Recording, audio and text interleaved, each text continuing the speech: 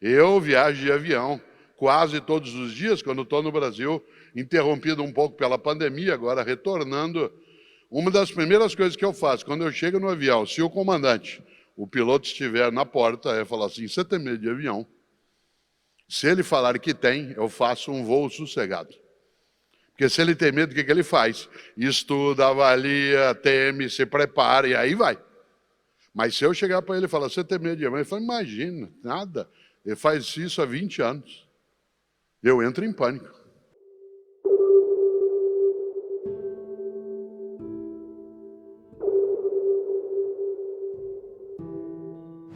Eu fui secretário de Educação na cidade de São Paulo.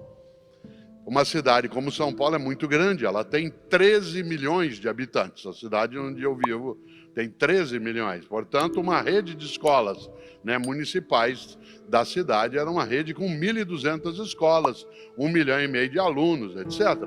É uma estrutura muito magnificada.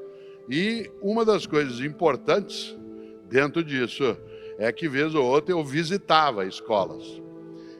E algumas escolas que eu entrava, assim que chegava, a parede estava meio caindo, tinha água saindo, a parte elétrica estava danificada, culpa nossa, do poder público, mas a escola estava toda arrumada, as crianças aprendendo, as coisas acontecendo.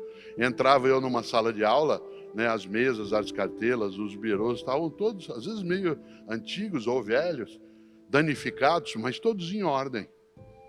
E se eu perguntasse para a diretora, para a professora, mas por quê? Talvez ela dissesse, a gente faz o nosso melhor na condição que a gente tem, enquanto a gente não tem condições melhores ainda. Isso é a recusa à mediocridade. Na região que eu vim, no Paraná, há muitas áreas rurais. E nessas áreas rurais, áreas de pobreza muito grande. Havia, por exemplo, casas no meio do mato, no meio da roça, no meio da área agrária, que eram casas de madeira, com barro e pedaços de pau trançado. E o chão de terra dentro da casa. Quantas vezes eu entrei na casa de alguém com essa condição, e quando a gente entrava, o chão de terra estava todo varrido. Todo varrido. Você perguntaria, para quê? O chão é de terra. Medíocre é você deixar de fazer o teu melhor naquela condição. Ah, mas o chão é de terra? Não, varrido estava. Pedia eu para a senhora para tomar um pouco de água. Ela corria para pegar uma caneca, um copo de alumínio, de ágata, todo amassado, mas que estava brilhando, porque ela passava areia para brilhar. Para quê?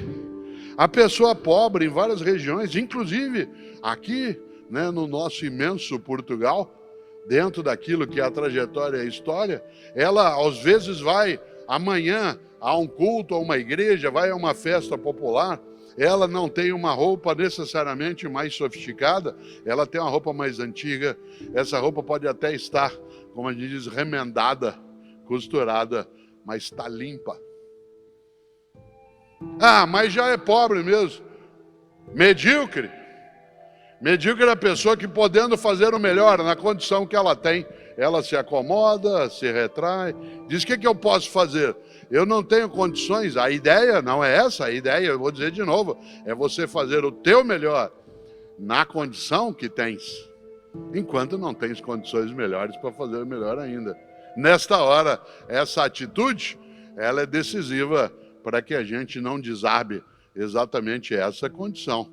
Isso nos coloca algo, e eu quero aproveitar para pensar em algo que nos auxilia.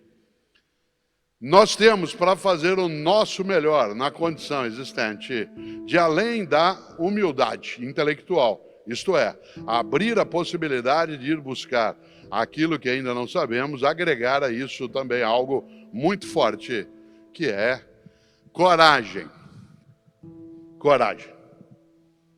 Coragem de buscar, coragem de fazer. Guimarães Rosa dizia lá na sua obra Grande Sertão Veredas, a vida quer da gente é coragem. Atenção, coragem não é ausência de medo. Coragem é a capacidade de enfrentar o medo. Gente que diz que não tem medo não é corajosa, ela é inconsequente. Gente que diz que não tem medo não é corajosa, ela é leviana. Coragem não é ausência de medo, coragem é a capacidade de enfrentar o medo. Nessa hora nós temos de lembrar. Não se confunda medo com pânico. Pânico é incapacidade de ação, medo é estado de alerta. Por exemplo, você tem medo de perder a saúde? Que bom, tome conta.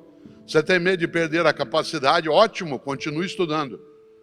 É impossível que pessoas que vieram de outros países, como é o caso de muitas pessoas aqui, e vieram viver em Portugal, trabalhar, procurar também, né, se inserir na comunidade, que você, em vários momentos, não tenha tido e não tem agora medo de não dar certo. O medo não é um sentimento negativo. Negativo é o pânico. Medo é aquilo que te prepara para lidar com uma situação que não é simples. E eu vou dizer, viver em outro país, lidar com outro modo de cultura, ter de enfrentar condições que não são facilitadas o tempo todo, há pessoas que já moram naquele lugar, exige coragem. A coragem de buscar, de ir atrás, de se juntar.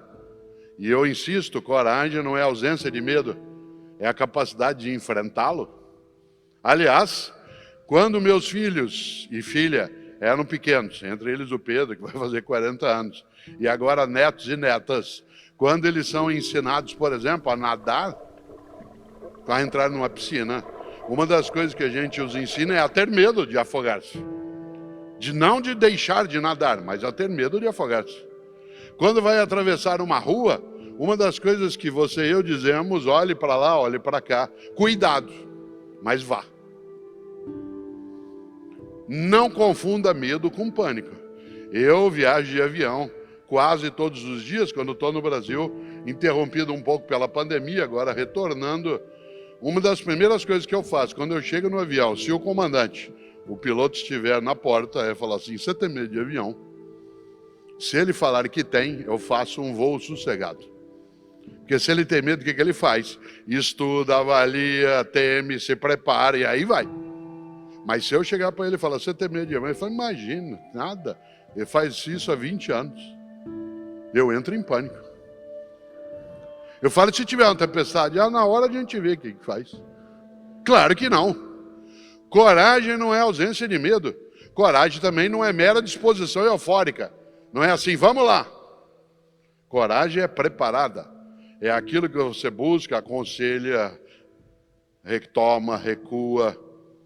Cláudio e eu estávamos, né, na Espanha e fomos visitar, eu não conhecia a cidade de Toledo e a região também de Mancha, aquilo em que o grande Miguel de Cervantes ajudou a construir a sua obra maravilhosa, que é Dom Quixote, que se assemelha àquilo que é os Lusíadas do Camões ou o que fez Dante Alighieri na Divina Comédia, né, que criou um dos modos de cuidar da cultura dessas nações.